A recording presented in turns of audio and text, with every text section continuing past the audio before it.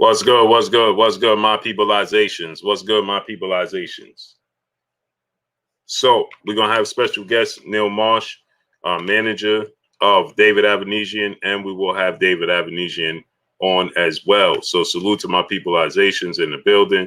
K Malia 504, Mark Miller, you're saying 007, Life is Good, Boston News DC, Tiana Scott, Peace of Bless Queen. How you doing today? Whoa. B. Paulie, Ahmad is Ahmad, Showtime the Guy, Benjamin Harrington, Bullet Gibson, Chris Brooks, A.K. Crowder, Duncan Pennyhughes, Benjamin Harrington, what's good, great brothers? Eric Morrow, Punchline and Pugilist, Brutal, what's going on? Timothy Midgetti, what's going on? Midget, what's going on? Xavier Moses, Les Hart, what's good, my peoples?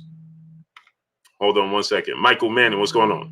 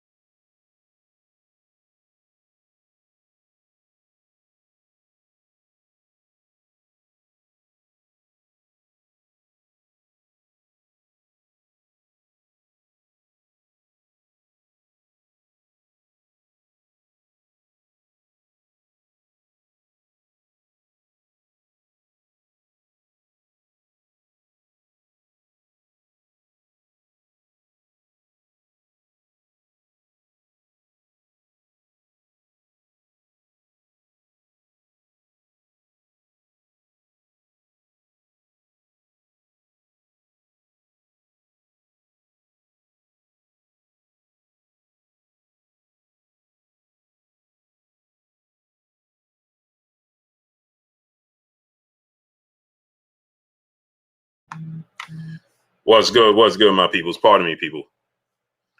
Warrior Boxing LLC, just chilling. TC, CB Sports TV, what's going on? Jackie Hernandez, Peace of Bless Queen, how you doing today? Mr. Euro Dollars, Manny Gomez, what's good?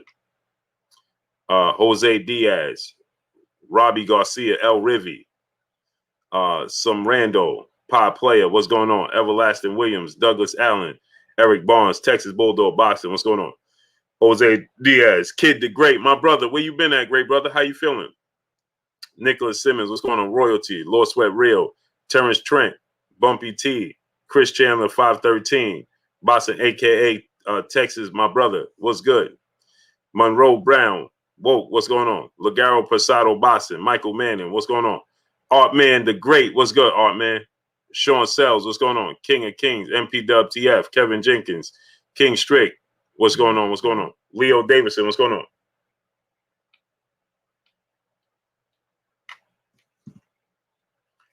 Sakari, what's going on, great brother?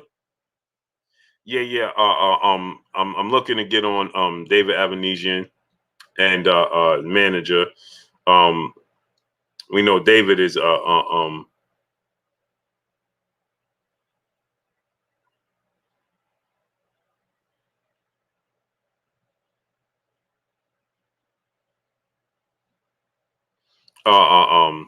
you know, David is in the middle of training right now, so I'm trying to get them on, man, so you guys could, you know,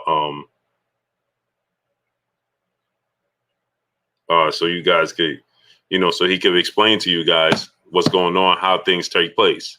You know what I mean? Tony T, John Hunt, what's going on? Blessing my brother, Kid the Great, man. Samaj Taylor, what's going on? Yo Vu, what's going on? Patrick Bell, Haynes Legacy, what's going on?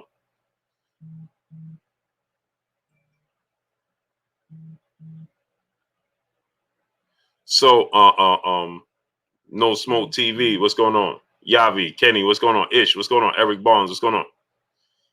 We got 7 likes. No Name, what's going on? Yeah, the grind don't stop, man. Y'all know the grind never stops. You understand what I'm saying? Willette Strong, peace, bless, Queen. How you doing today? Kenny, what's going on? You're saying 007, what's going on? Monica, peace, bless, Queen. How you doing today? The Cali King, what's good, great brother? Yeah. So we're trying to get Disrespectful 135. What's going on, great brother? We looking to get David on. We're looking to get on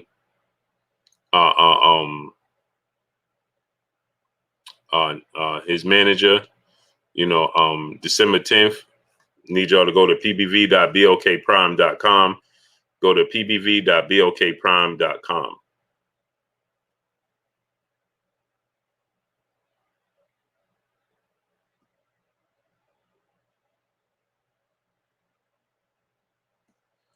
So December 10th, Terence Crawford and David Avanesyan is going down. Hold on one second, my peoples.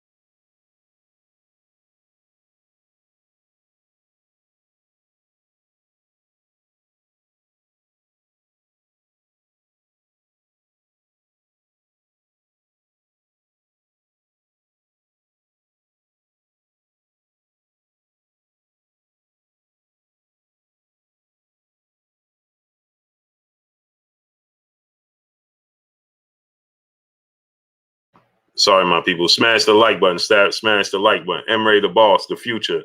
What's good? Sean Sells. Car Girl 413. Peace, bless, Queen. How you doing today?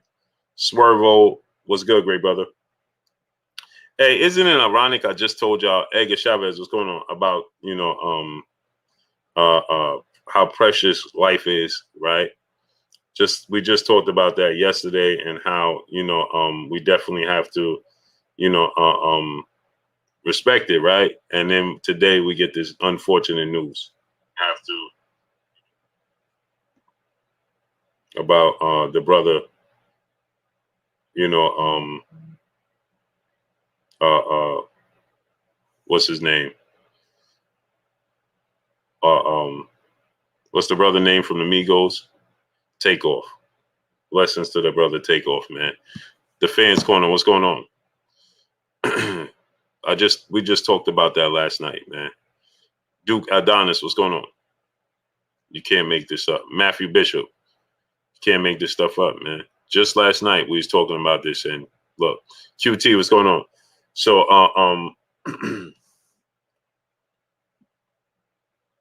so yeah, we're gonna have a special guest on. You know, let me send the link out.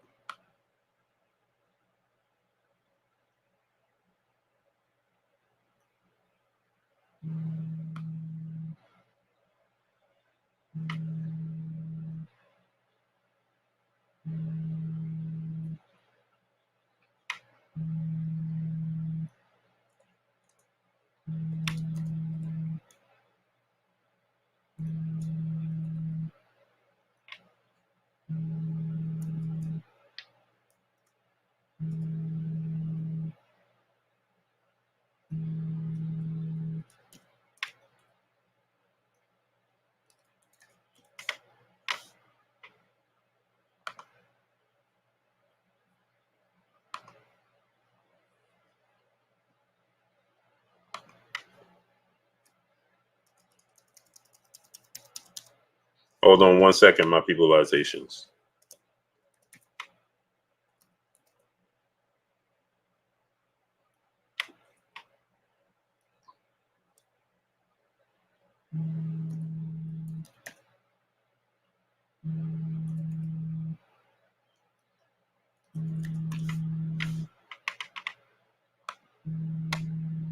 Oh man, what's going on with this, man?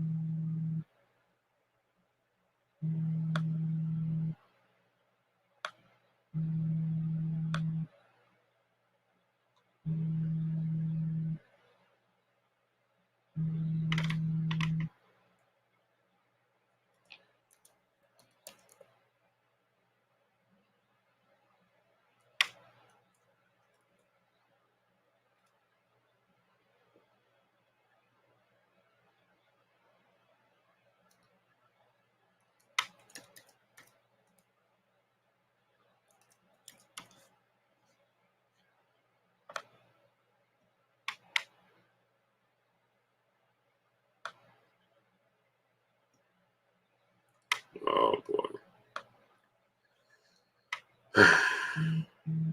Hold on 1 second, my people.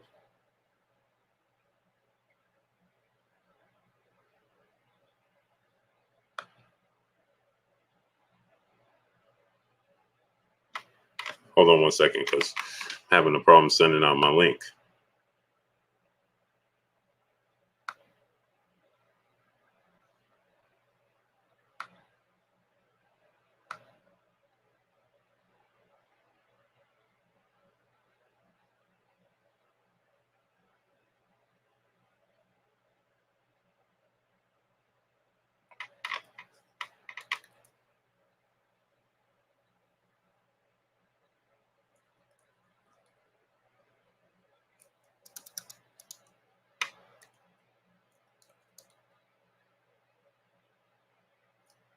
See.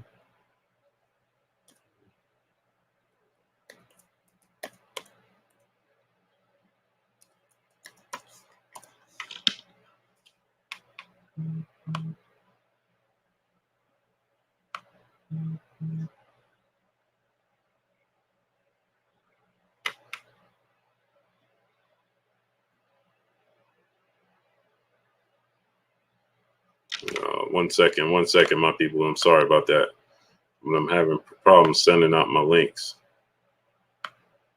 I'm trying to send out my links. I'm having problems sending out the links.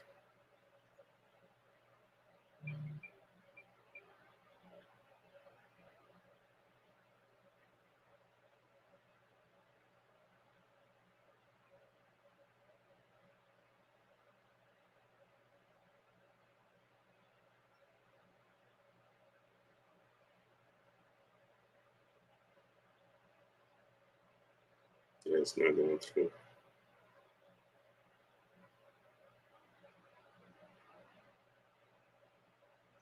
Link is not going through.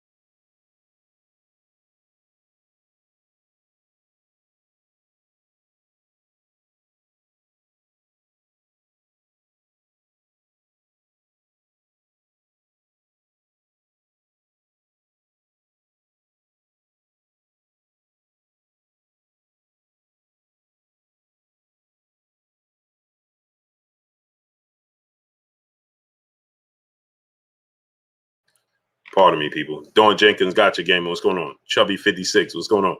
Boxing Session TBS. My brother Kyle in the building. Go subscribe to my brother, the Boxing Session TBS. What's good, my peoples? Yeah, so we're getting ready to have Neil on. We're trying to get work on David, getting David in, and making it happen. So salute to y'all, man. Blessings to each and every one of y'all. We're getting ready to have on Neil Marsh. He's going to come on in 2 seconds. We're trying to get David on. Scott Miller, Geo James, Khalil 98. What's going on? Johnny Truelove, Matthew Bishop. What's going on? John Bailey 88. D Block Express. What's good, great brother? Number 3. What's going on? Yeah, so Ruben Gutierrez, Erica Malbasius. What's going on? Blessings, Queen. Yeah. Warren Lowndes, what's going on? Ruben Gutierrez, what's going on? You'll have all that information today. You'll have all the information today. Gray Johnson, what's going on? Be easy. What's good, Gray brother?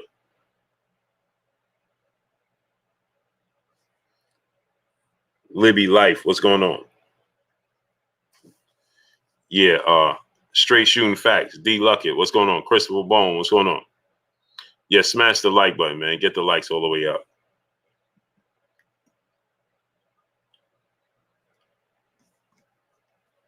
Prune, what's going on?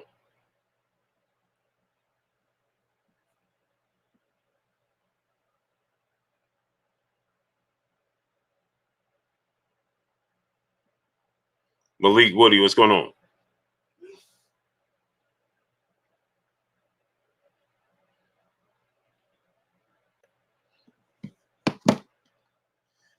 Hi, mate. How you feeling? Yeah, good, thank you. How are you? I'm good. How's everything? Yeah, we're good, thanks. So just introduce yourself to the people, man, that may not be familiar with who you are. Neil Marsh, boxing manager from the UK, and more importantly, manager of David Avanesyan, the challenger for Terence Crawford on December the 10th. Your mic is a little bit low.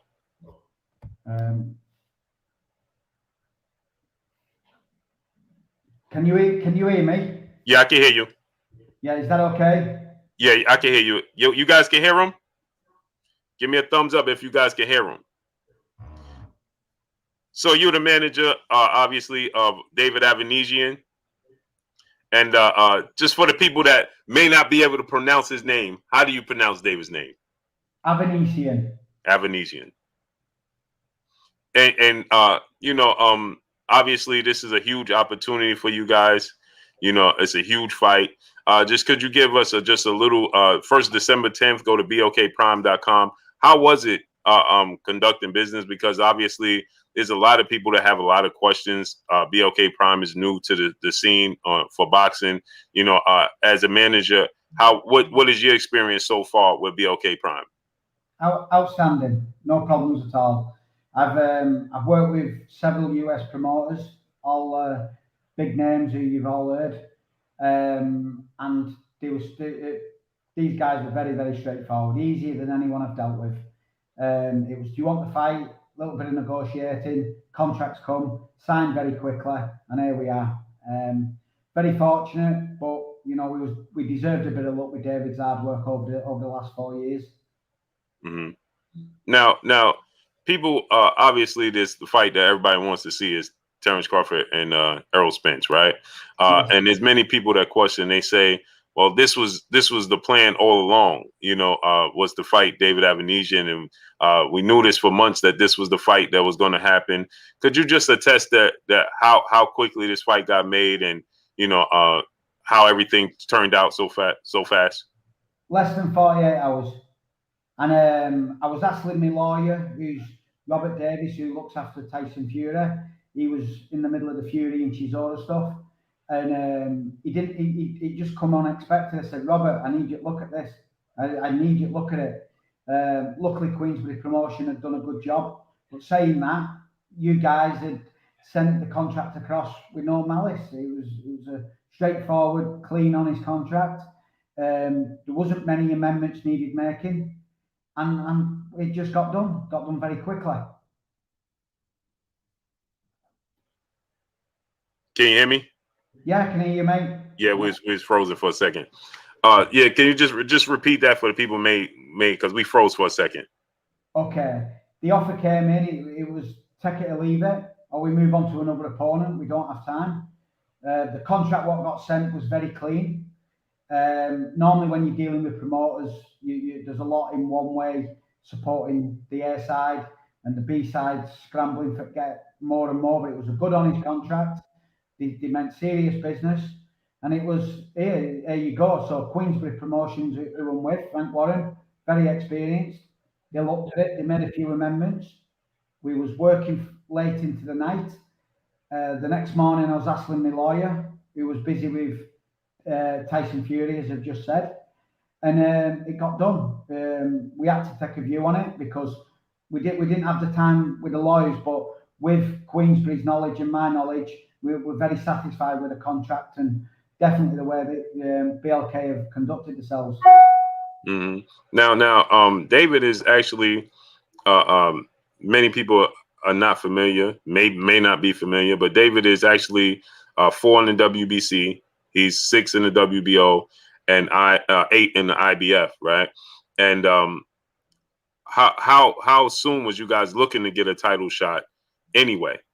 Oh, we to be honest, we've been waiting for quite a bit. I actually went to the WBC convention to ask for the final eliminator. I thought with Terence and Spence fight happening, Errol Spence having all the belts and Terence having his and the WBA doing their thing, that we'd have had force a mandatory. David went and I went and asked on behalf of David to fight Yaron Ennis or Virgil Ortiz, which got ordered versus Ortiz.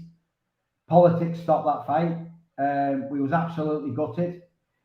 Seeing the negotiations going on with Spence and Crawford, you know, as a fight fan as well, we was hoping that fight had happened. And the last thing I expected was a conversation about, did we want to fight Terence? So you know, we've been waiting. We didn't think it'd be this year. We thought it'd be next year, an opportunity. But a little bit of luck, and sorry to say, bad luck for Terence and Errol. But we're here. We're the ones who stepped up to the plate quickest. Mm-hmm. Now, obviously, Terence is going to be the favorite in the fight. How is it for you guys to prepare for Terence Crawford with the skill set that Terence Crawford has, being so versatile? He's knocked out, stopped 10 of his last 11 opponents. David has knocked out 6 of his last opponents.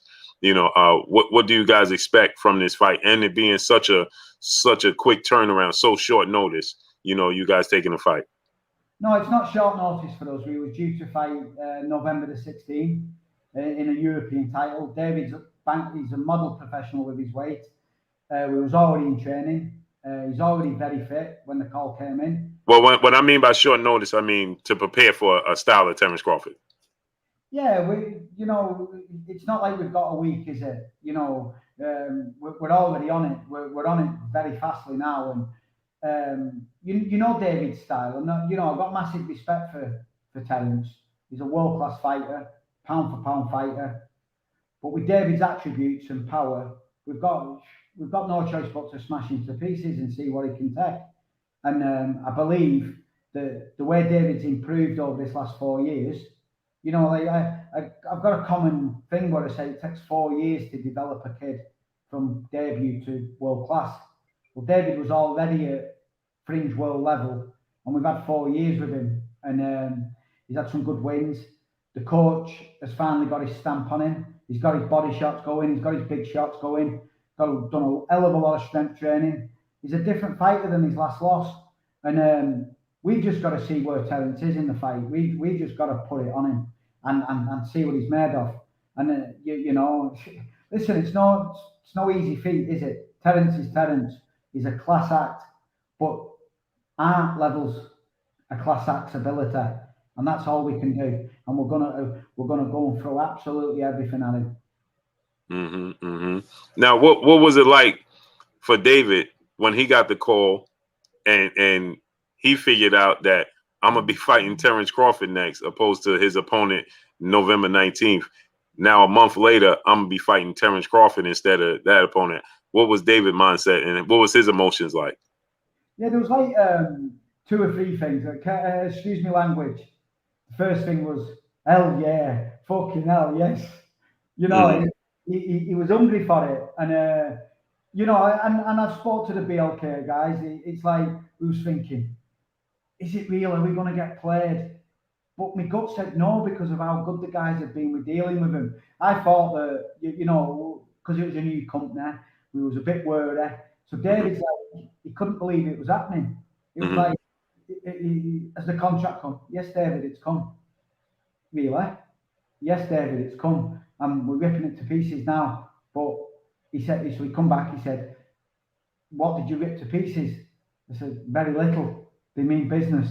And it was like, it just happened so quick. And it was only when we got the contract signed off David, which got very, very quick. It was Marvin, the trainer. I need this signed. Let's get it done.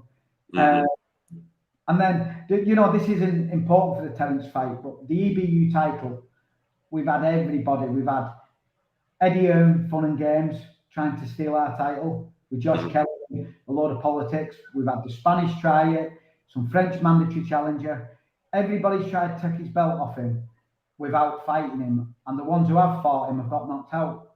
And it's been a tough journey with that belt. Massive respect to the EBU, but David was like, I have to give my belt up. I think that was the only 1% badness of this fight, was he had to give his belt up. Well, he probably sleeps with at night because of all the challenges what we've fended in and out the ring. So pure excitement, mate, without going around the block. Absolute ecstatic. Now, a lot of people, they point to this fight and they say, and we know the triangle theory don't work in the sport of boxing, but everybody points to the Igis Kavalauskas fight with David and the Igis Kavalauskas fight with Terence Crawford. It wasn't an easy fight for Terence Crawford, the Igis Kavalauskas fight. He actually had what many people deem to be an unofficial knockdown in the fight, right? But what's your thoughts on that? And how different is David from the Lamont Peterson, Igis Kavalauskas fights today? 200% better. With the Lamont Peterson fight, David, with all respect to me fighter, probably because we got gifted the world title without fighting for it after we beat Shane Mosley, he got elevated. I think he took his eye off the ball a little bit, and we came unstuck. But this comes with experience. Then the Kavalauskas fight, we had a great camp. Everything went in, and he got caught. Now, David, if anyone, all the boxing purists should look at David and look at his style and look how tight David's defense is now. It's a completely different fighter. If anybody's got any criticism, just look at the fights. The answers are there. And it's like a few times when we've been looking for opponents for David, first name David said every single time when we've been matching him over this last few years, I want Kavalauskas. I want Kavalauskas. because we as a team know that David beats Kavaliauskas. I've got absolutely no doubt. And how long did Kavaliauskas last? Was it 6 rounds or 7 rounds with Terence? Yeah, it went 6 rounds, I believe. David Avanesyan, the only way David Avanesyan will get stopped after that is if we blow out of steam, giving it us all. We will do better than Kavaliauskas in this fight, and that's a fact. And you know, I'll put my whole reputation on the line with that one comment. If anyone compares a Kavaliauskas from 4 years ago to an Avanesyan now, you're watching the wrong sport, because fighters improve. David Avanesyan is now a world-class fighter with world-class power, and it's took a long time for him to get there. Now, what can the fans expect, the style-wise, from David Avanesyan that may not be familiar with him? What is his style like? He's just very aggressive. As soon as he smells, if he catches Terence, he'll finish him. I've got absolutely no doubt. Easier said than done catching Terence. We're fully aware of that. But unless you throw a barrage of shots and go and put it on him, you're not going to catch him. So we you know, very aggressive. If you look at all his stoppage, he's absolutely snatched the KO with both hands. He's an hungry fighter. He's starving. He's in the form of his life. He's just gonna, like I said, crash bang wallop. He's gonna come flying at him. And then, you know, don't think I'm some deluded manager who just rates me fighter. I've been with Avanesyan for 7 years. I've had him living in my house. I've taught him basic English. You know, we still need translators and things. I know how the kid sleeps, eats, he does everything. He's absolutely starving for this opportunity. And we're coming. Anyone who thinks that this is an easy fight, you know, just tune in December the 10th, because we're coming. Now, as far as like we know, right, he's going to be the underdog. How would this change life for David Avanesyan winning this fight? Because Terence Crawford is widely considered, at least I consider him, the pound for pound best fighter in the world. So do I. David Avanesyan beating him, how does that change life for you guys? Yeah, he's getting a good purse, but secondly, it's future purses as well. And this isn't just about the Crawford fight. This is about what comes next as well. And it'll change his life massively. You know, he left Armenia as a baby. You know, they ended up in Russia. He is Armenian. His family's Armenian. That part of the world, you know, $50 to you goes a lot farther in Armenia and where he lives compared to America. You know, it's life-changing money what he's fighting for now.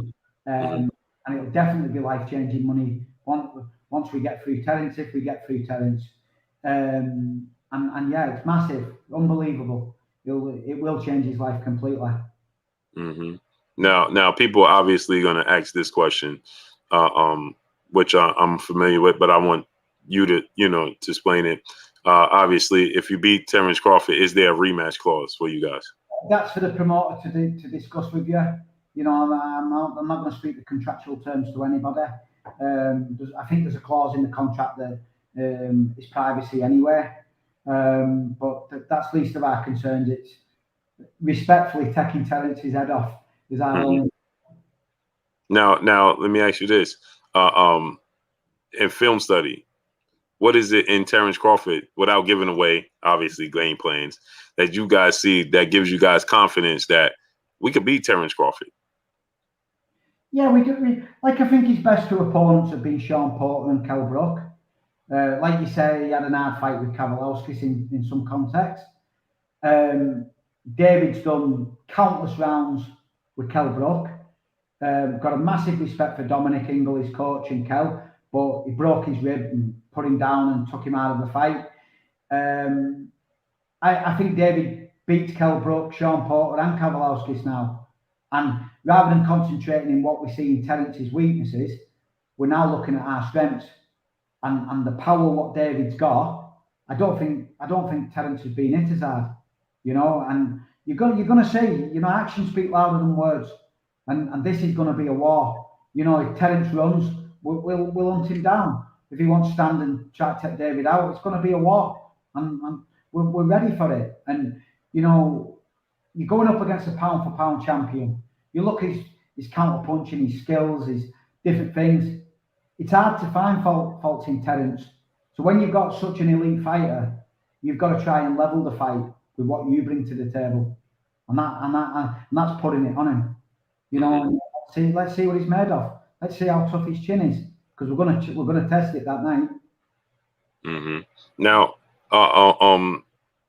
for people that hear you say he's much better than he was in the past. What was the adjustment that needed to be made? Like you said, he was always committed, right? As far as being in shape and things. What was the biggest adjustment that needed to be made for him to make the next step in his career? Oh, I think time with the coach. I think realizing you'd lost twice. Like any boxing fan or any people who work in sport, fighters come back off losses in different ways, and some it finishes them, some they strive. But David's had 2 children since then as well. So he had his his first child was after Peterson, but as a child grows a little bit older, you start more of a responsibility. Then you look at his age; he's matured as a fighter, and he realised. I remember on Kerman Laraja at the time. Kerman was unbeatable. He was number 2 in the WBC. We were took him as an opponent, and David's hunger and starvation in that fight was more than I've ever seen in his previous. Like I say, I'd had him for about 4 years before, 3-4 years before. And it was like a toy with a dog. He just wanted it. The hunger came, but the actual win against Kerman, his confidence stepped up a level. And you've seen him in the gym. He was training harder. If it was possible, you could see the hunger and the determination. It was like, fighters cut corners. It's like sometimes you train them at 10 and they turn up at 5 past. David was in 9:45, getting ready. I can't put my finger on it. It was, I think, momentum. I think confidence. I think all the strength training. The coach putting his stamp on it. I think if you put all 4 things together against a top class fighter, I think it's a dangerous formula. Which, if your fighter's going to improve under them circumstances, it's a lot of improvement, mate. Now, Terence Crawford, the fight is going to take place in Nebraska, in Omaha, and he's the native son there, right? What is it like for you guys going into his backyard and having to take it from him? Right. Let me tell you, as a football fan, and I've followed England to lots of misery, and we've beat Russia and everywhere. We absolutely love it. The more hostile, the better. And if anyone wants to take note of Bilbao and the first time David boxed Kerman, we was walking ring, we was hungry for it. It was like fireworks going off, flares going off, people banging on your doors, waking you up. We love it. We love it. We're all young men we just love it. And at 2013, I did Martin Murray and Sergio Martinez in Buenos Aires in 50,000 people of Argentina. With it was the anniversary of the Falklands, and we was brought in, and it was similar to that, but respectfully, Martin hasn't got that 5th gear where David has, and we nearly caused a huge upset. And I'm more confident in this fight than I was in that. And we was getting spat at going to the ring, people throwing beer on us. We're not phased.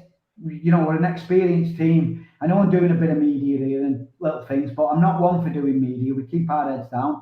David's a quiet guy. But as a team, we've been together 7 years. We've been in the away corner in London. We've been in the away corner in Barcelona. We've been in the away corner in Bilbao twice. We've been in the away corner in London again. We've been in the away corner in Arizona, Cincinnati, Reno, Nevada. We couldn't care less whether it's Nebraska, Las Vegas, or in Yerevan in Armenia, or even in my city. It's one thing we've learned as a team. It's one boxing ring, and it's 2 men, and that's all it comes down to, is who turns up on that night. I'm glad you said that, right? Because is there a such thing as quote unquote home court advantage in boxing? Yeah. Listen, I think it's common knowledge everywhere that the home corner is the home corner, but that plays into our hands. Terence Crawford is a much silky boxer than David Avanesyan. We are not going to beat Terence Crawford on points. We're the only chance we're gonna get of beating Terence Crawford is by taking him clean out. And that's what we're gonna do, and that's what we have to do. So forget the home corner, forget the judges. There was a thing about judges. Normally, when you're doing world title fights and different things, you're arguing over the judges and different things. We're not going for judges. Ask Terence's people. We didn't even ask about the judges. Keep whoever you want. We're not going to win on points. We're going to win with one thing, and that's by knocking him out. So it's safe to say this is going to be exciting. It's got to be. The only danger, and I'm going to be honest, the only danger what we see in this fight is if David blows out of steam. But he's that fit that's not going to be for 7-8 rounds, and 7-8 rounds is going to be it's going to be a turn at what Terence is going to have to get through. Mm-hmm. So you guys want to fight at a very, very high pace then and press him.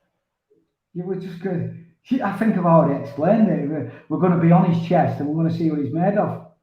Mm-hmm. Mm-hmm. Now, I mean, that just got me excited. So I know it can't miss. You know, excitement is what the fans like. Knockouts is what the fans like. You know, even though it's called the sweet science. So, like you said, so you guys feel like Terence Crawford is more of a finesse fighter than Yeah, I think he's obviously got power. I think as he knocked everyone out since he's moved up. The weight might suit him even more. But we're not, like I said, we're concentrating on what we've got, and that's not getting it and hitting him. And we are going to catch him, and let's see what he's made of. And we've got huge respect for Terence. We thank him for the opportunity. But I think the bookmakers, and I know the bookmakers in the UK do it differently than America, but they've got it as 7-1, David, in the UK. Now, if you look at most cards in the UK, you always get 50-1 or 25-1. 18-1, 16-1 underdogs. There's a reason British bookmakers have David 7-1, because they're fully aware of the devastating power and finishes he's done for this last 4 years. And it's only people who are looking at the Kowalski's fight and thinking, oh, well, he got beat by him. That was 4.5 years ago. Ask any coach in America, can a fighter improve in 4 years? And they'll all tell you the same. And there's a bit of disappointment that it's not Spence. But let's tell you something. We're going to put a show on. I can't guarantee we'll win, but I'll guarantee you it won't. We're going to leave everything in that ring on that night. Everything. So you feel like the David is obviously you feel like he's the bigger puncher and just naturally a bigger, stronger guy? Yeah, one thing I never touched on this before. In the Kowalskis and the Peterson fight, we was actually thinking about moving David down to 140 because he was a small welterweight, and it was only because of the position we had him in, interim world champion, going into. You don't give up a belt and step down a weight, especially when if we beat Peterson, we had Errol Spence, and if we beat Kowalskis, we had Terence at that point. But David's a man now. He's done 4 years of strength training. He's a lot bigger puncher, and I do think that David's world-class power. I think Terence has obviously got power, but if he had to toss a coin, I'd go with David as in the power puncher in this fight. Mm-hmm. Yeah, because so you guys was actually thinking about moving down in weight. Yeah, a few years ago, between 4 and 6 years ago, David wasn't the biggest, but we concentrated when he was out of camp doing a lot of strength training, his weight training, like we should do. where he hadn't really been doing. And he's grown into a full-blown welterweight now. And we know that with guys he spars and people he spars at 154 and 160. And we know the power he's got. We know how strong he is. He's a different fighter, guys. He's a completely different fighter. I'll put my whole reputation on the line. If people think this is going to be an easy fight, you know, pay your respects afterwards, because that's what's going to happen. Now, as far as the sanction bodies, like you said, you guys was waiting a long time, and you guys are in the top 10 of 3 of the major sanctions, right? How is that, trying to get these fights to be the mandatory? How is that working behind the scenes as the manager for David to move up in the ranking systems? Like, for instance, we saw recently Keith Thurman just jumped to #1 in the WBC rankings out of nowhere. As a manager of a fighter, how frustrating is that for you, and how is it behind the scenes working with the sanction bodies? Yeah, like I said, I went to Mexico City. I stood up in front of the panel. I campaigned for David to become mandatory challenger or fight Ennis or Ortiz. We requested it. But when you go in with a dossier of six European title fights, 6 KOs against guys who's ready, it sort of sells itself. The performances have done the job. Now, was we frustrated that Keith Thurman went to #1? Of course we was. But I'm not going to start commenting on governing bodies and different things. Politics and a war stop that fight. And you can work that out yourself. David was always registered as Russian. He was born in Yerevan. He is Armenian. But we needed to sort his passport out. But then Golden Boy tried to, in my opinion, steal the position because other promoters were mixing bottles saying he's got a Russian passport.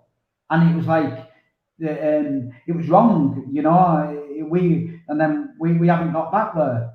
But, so there's pluses and minuses. The plus was the WBC were fantastic. They gave us the opportunity. If there was no war that happened, I'm sure that fight would have happened with Virgil Ortiz. And then the frustrating bit is you can't take the opportunity because of politics with promoters playing games. And you have to wait for your next turn. And hence that's what's happened with Thurman. We'd sort of put our eggs in the basket of the WBC.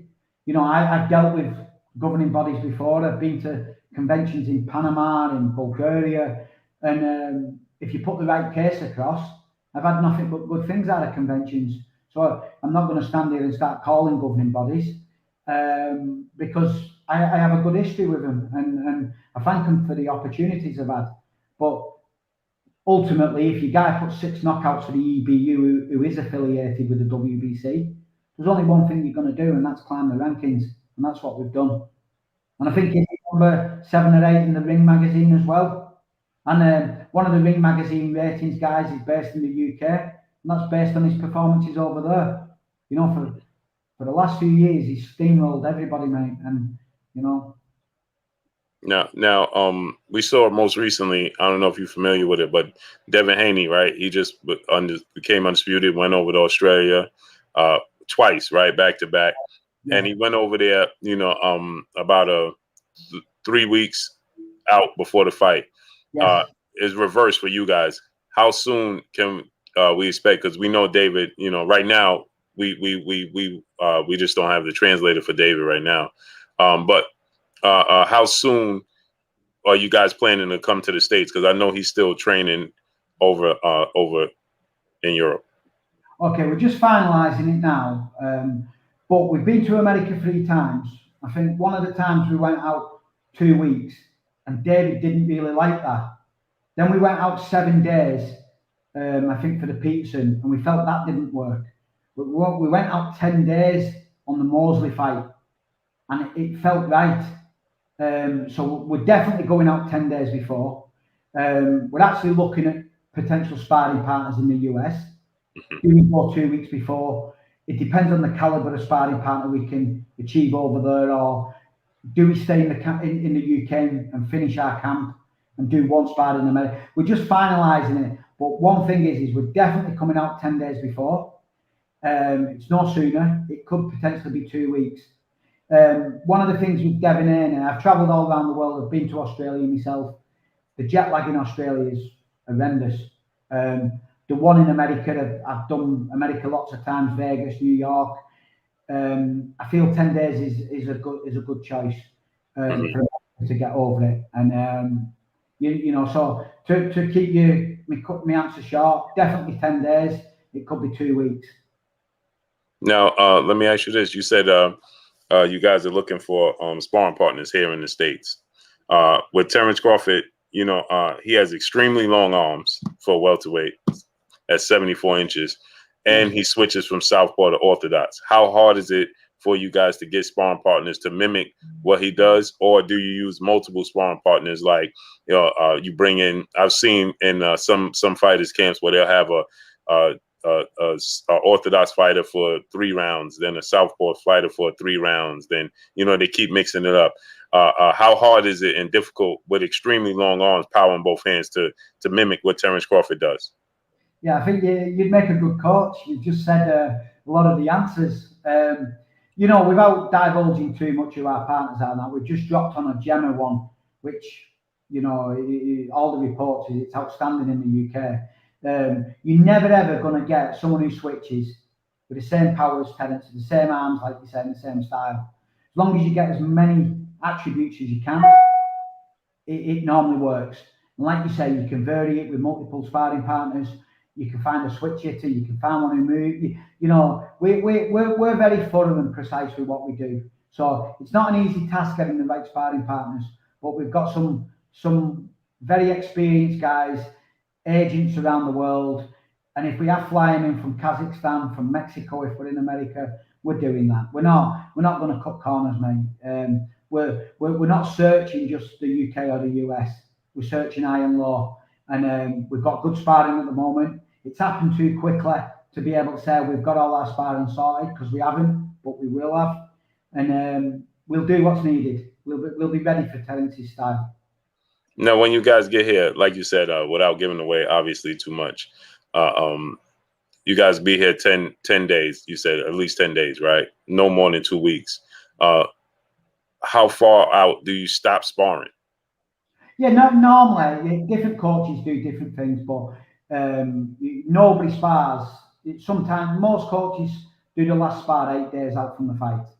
So say they fight on a Saturday, they'll do it the Friday before. That's what a lot of coaches do in the UK. I've known people stop on the Wednesday before. You know, it all depends on your fighter. It's all different circumstances, but normally the Friday before is what we work with. Mm-hmm, mm-hmm. Yeah, because you know, I just find it risky, right? Some fighters, you know, they spar, you know, maybe 2 days. No, that's correct. Just my opinion. It's reckless. Mm-hmm. Mm-hmm. Yeah, because you could risk an injury or anything. Yeah, tell Terence don't be sparring fight week. We need. Don't tell Terence don't spar. Don't mess up the opportunity. Don't mess our chance up. Now, now that you are fighting Terence Crawford, right, and he's the WBO champion, you guys are ranked so high in the other sanction bodies. Do you lose your position? I think what had happened is the judges on our performance. If we do what we expect, you know, and I'm not saying we expect to win this fight, but we expect to give Terence an absolute nightmare. I'd expect the governing bodies to rank David accordingly. Yeah, because I was wondering, you know, what let's say, obviously in your position, you're not even thinking about a loss, but let's just say, you know, it was to happen, right? Do the other bodies drop you at that time, or you remain because this is a whole different sanction body? Like I say, I think it'll all be on the performance of David, but we're very sure that David's stock's going to shoot through the roof, and we're that confident in this fight that if we do come unstuck, and say for example, Errol and Terence didn't get done in March next year, I'm sure Errol will be on the phone saying, let's have David, because he'd be able to gauge where he's up to. So our stock's going to shoot through the roof. You have all the up and coming kids like Virgil and Jaron Ennis coming through. You know, our stock's going to absolutely shoot through the roof with this fight, whatever happens. So we're not concerned what happens with other governing bodies at the moment, because we're sure David's performance will assist the other governing bodies in making the decisions. As far as those young up and coming fighters, the Jaron Boots Ennis, like you said, you guys was in line to fight Virgil Ortiz. What's your thoughts on those types of fighters? Because they are in line. So if you was to beat Terence Crawford, those type of fighters, they're gonna be knocking on your door. What's your thoughts on Virgil Ortiz, Jaron Boots Ennis? Yeah, I think you know, I'd like to see Jaron Ennis in a bigger fight, but from what I've seen, I really like Jaron Ennis. I think he's going to go on for a real big future. To put me to really put my name to that comment, I'd like to see him in a tough fight. Like, I know he's retired now, but like a Sean Porter, like a Kell Brook, for me really finalise my comments. But up to now, he looks a class act, and I think he's so close to joining the elite with Terence and Errol. I think he's gonna explode in this next 18 months. But David would fight anyone. You know, if we get a mandatory, he's never ducked a mandatory before. We fight anyone.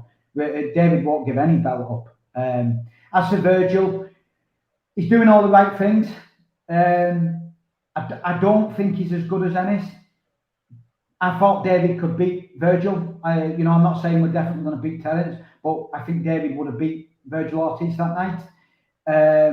Obviously, that didn't happen. But he's only a young kid who's getting better. What is he, 22 or 24? He's 20. Yeah, he's 24. He's getting better and better and better. And, you know, he's got all the potential. He's got the knockout power. We wanted to fight Virgil now because we thought we could do him now. In 18 months' time, if David's 35 and a half and Virgil's 26 and he's had a couple of really good learning fights, it might be a different story. Now was our timing. So, yeah, we won't avoid anyone. We won't avoid anyone. If we got a Virgil or an Ennis slapped on us, let's get it to purse bids and let's see if we can make good business out of it. Now, last question I want to ask you. Should you guys be victorious, upset the world, shock the world, turn the world upside down, beat Terence Crawford? Like you said, you're not going to beat him on the card, so it would be a knockout. So that would be a knockout heard around the world, right?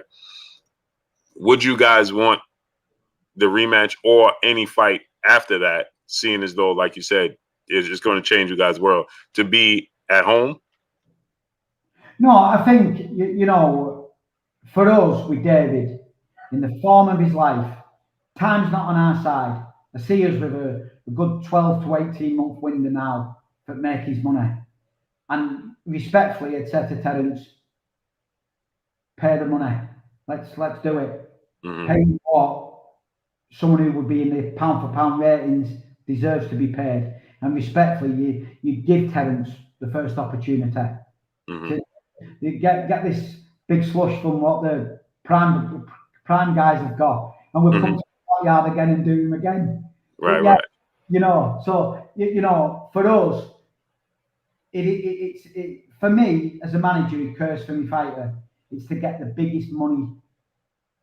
biggest possible money earning fight for my fighter, to go and retire and not necessarily retire straight away, but take his family into a nice place in the world and get that bank account full for him. And if that's Terence Crawford, I think respectfully you give him first shot. Let's do it. If it's not Errol Spence, let's do it. No problem. It isn't about, it's not like a 25-year-old world champion who you think, we'll leave him a little bit. We'll go for him because we fancy that fight a bit more. It'll come down to finances for David, and that's how. And obviously Frank Warren's his promoter. He'll have a big say, but ultimately it'll be, you know, there's a term. It'll be cashing out, won't it, at the top of the world, and it'll be going in against Spence. But you beat Terence Crawford, you're beating Errol Spence. So to say cashing out is a bit, you know, I'm contradicting myself because I think Terence beats Errol Spence. So we gladly give Terence a rematch. Other than that, we don't Errol Spence and see if PBC want to pay him a load of money. I appreciate you coming. So for the people that don't know, we was having an issue with David doesn't speak English, and He speaks English, but on interviews, it's just it's better with people who's with him. You get a better interview with a kid. Right. So we'll make that at a later date then. No problem, mate. No problem at all. And for you, I want to ask you final fight prediction: December 12th, December 10th, BOKPrime.com. Go to BOKPrime.com. Click on the link. It's right there in the chat. December 10th, Terence Crawford versus David Avanesyan. What can the fans expect? What's your final fight prediction? Can I give two? You can give as many as you want. We're either going to knock him clean out before round 7, or we're going to end up on our back about 8, 9, or 10 because we've given it everything. And we're prepared for that. David's not scared of getting knocked out, and we're going to throw the kitchen sink at him. So, if you're going to bet, maybe bet rounds 1 to 6 for us, or maybe bet 7 to 12 for Terence, because it's going. That's the only way it's going. We're not going to the scorecards. So you feel like first half it's us, second half more of a chance for Terence? Yeah, listen, I'm confident David can do a lot of damage on Terence, and if we catch him, we could get to Terence a little bit later, 7 or 8, but it's going to be an high tempo fight, high intensity. You can't fight for that for 12 rounds, the pace we're going to come flying at. And listen, I'm not telling Terence our tactics. He knows our tactics. Everybody who studies David will know our tactics. So I'm not telling anyone anything else. But yeah, rather than going off, we're either going to end up on our back or we're going to knock him clean out. But we're coming. Be ready, Terence. We appreciate you. We appreciate you, great brother. Thank you for coming. A pleasure, guys. And just make sure everyone tunes in, because I will not get egg on my face. Just tune in and see what's coming. Completely later, guys. Yeah. Later, brother. Take care. Good luck, guys. Bye-bye. All righty. Bye. Go to BOKPrime.com. Click the link right there. Terence Bud Crawford versus David Avanesyan, December 10th. Go to BOKPrime.com. As you see, David is not coming he's not coming to lay down, right? He's coming to box. As you guys know, David Avanesyan, it's better when we have his translator available. And right now, he's training and his translator is in a different place. So we can't bring them together, and the translator just don't have the technology right now to click on so that we can both be on at the same time for David Avanesyan. So we want to he speaks English, but I want I want you guys to get the full experience of what he's saying and understanding of what he's saying, and I want him to understand what we're asking him. I don't want him that there be any confusions. You understand?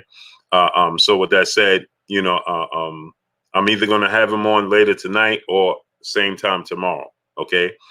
So make sure y'all tune in. Click on the link, BOKPrime.com. The link is in the chat. You could click on the link. It's pinned up in the chat. Click on the link, BOKPrime.com. December 10th, David Avanesyan versus Terence Bud Crawford. I can't say it enough. December 10th, click the link. David Avanesyan versus Terence Bud Crawford. And that's it we got for your boy Blue. And just so y'all know, when I'm doing my interviews from now on, it's going to be at this time frame. So it's going to be earlier in the day, right? So I need y'all to click on the link. Maya Idra, peace and blessings, queen. How you doing today? So salute to each and every one of y'all. We'll be back on later, obviously later on tonight, our time, and we'll be talking the sport of boxing. And we'll possibly have on David Avanesyan later on this evening. But if not, we're definitely going to have him on tomorrow. And we're going to have special guests on moving forward. So make sure y'all click the link right there in the chat. It's pinned up in the chat. BOKPrime.com. Click on the link, BOKPrime.com. That's all I got for y'all. Miss Monica, blessings, queen. So we'll be back on later on tonight. And I will be dropping. Make sure y'all paying attention. Everybody here in the chat, make sure you click on the all button. Okay. Click on the all button. as you because they're saying that, you know, my subscribers, my peopleizations don't have the all bell icon. So click on the all on the bell icon to make sure that, you know, you guys are getting all the notifications, because we will be back on this evening. And obviously your boy Blue will be dropping more info as the day unfolds. Okay. So make sure y'all click on the link. Y'all heard what David Avanesyan's manager said. Either Terence Crawford will be on his back by the 7th round, or David going to be on his back by the 8th round. So let's see how this unfolds and plays out. And that's all. Don Sapansi, my brother, appreciate you. That's all I got for y'all. Make sure you hit the like button. Drop a comment in the comment section. Let me know what y'all think. Y'all already know what it is. It's your boy Blue, Blue Blood Sports TV. Hate, like, comment, and subscribe. You haven't subscribed, hit the subscribe button, hit the like button, hit the bell icon to get all the new notifications. Follow me on Instagram at Blue Blood Sports TV, all one word. Y'all already know what it is. Shout out to the entire LDBC. Shout out to Black Media Row. Make sure you like and share these videos. That's all I got for y'all. Peace.